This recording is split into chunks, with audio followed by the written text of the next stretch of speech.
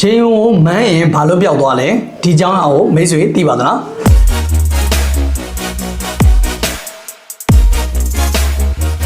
Dr. Nay Wellness Clinic ရေုံတွေကကျွန်တော်တို့ရက်ွက်ထဲမှာရေုံဖြစ်ရင်မန်းလိုက်ရင်ပျောက်သွားတယ်ဒီလိုမျိုးကျွန်တော်တို့ခေတ်ဆက်လက်ဆင့်ကမ်းလာကြပြီးတော့ရေုံဆိုတာမန်းလို့ရတယ်မန်းရင်ပျောက်တယ်ဒီလိုမျိုးကျွန်တော်တို့ဆွဲနေကြတာပေါ့နော်ဒါကဘာကြောင့်သက်သာလဲဆိုတော့ကျွန်တော်ခုပြပြပေးပါမယ်ရေုံဘိုင်းတော့ပေါ်ဝင်လာရင်ကျွန်တော်တို့ခန္ဓာကိုယ်ကခုခံစနစ်ရှိပါတယ်ဒီခုခံစနစ်ကဒီဘိုင်းရပ်ပေါ်ကိုတိုက်ခိုက်ဖျက်ဆီးပါတယ်တိုက်ခိုက်ဖျက်ဆီးတဲ့အချိန်မှာရေုံဘိုင်းရပ်ပေါ်ကတစ်ပတ်10ရက်လောက်နေရင်များသောအားဖြင့်တော့တည်သွားကြတာများတယ်တစ်ပတ်10ရက်အတွင်းမှာ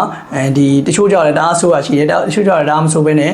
တိတ်ဝေးနာမပြင်းထန်ပဲနဲ့သက်သာသွားကြတယ်လို့ရှိရပါတော့ရေုံဆိုတာကကျွန်တော်တို့ဒီတခြားပေါ့နော်ပြည်ဒေတာပါမဖြစ်ဘူးဆိုလို့ရှိရင်သူကသူတစ်ပတ်နှစ်ပတ်လောက်နေရင်သူပျောက်တယ်ပေါ့နော်အဲ့ဒီမှာကျွန်တော်တို့မန်းလိုက်တာနဲ့တိုက်ဆိုင်သွားတာပေါ့နော်မန်းလိုက်တဲ့အချိန်မှာနော်ဘာညာတရကာကာတာတွေရွတ်လိုက်တဲ့အချိန်မှာပျောက်တယ်လို့ဖြစ်သွားပေါ့တကယ်တော့မဟုတ်ဘူးသူ့သဘောကသူဘာမှမမန်းလဲပျောက်တယ်အဲ့တော့မန်းလို့ပျောက်တာမဟုတ်ဘူးသူ့သဘောကသူခုခံစနစ်ကဒီရေုံဘိုင်းရပ်ပေါ်ကိုတိုက်ခိုက်ဖျက်ဆီးလို့ပျောက်တာပဲဖြစ်ပါတယ်ဒါကြောင့်လို့မိတ်ဆွေကဒီရေုံဆိုတာမန်းရင်ပျောက်နိုင်တယ်ဒီလိုမျိုးယူဆရရှိရဆိုလို့ရှိရင်အခုပဲယူဆကိုဖျက်တော့လိုက်ပါဘာကြောင့်လဲဆိုတော့ရေုံကသူပျောက်တတ်တဲ့ယောဂဒါပေမဲ့တောက်ဆေးတွေလင်းဆေးတွေတောက်တယ်ဆိုလို့ရှိရင်တော့ပို့ပြီးတော့မြန်သက်သာလွယ်တယ်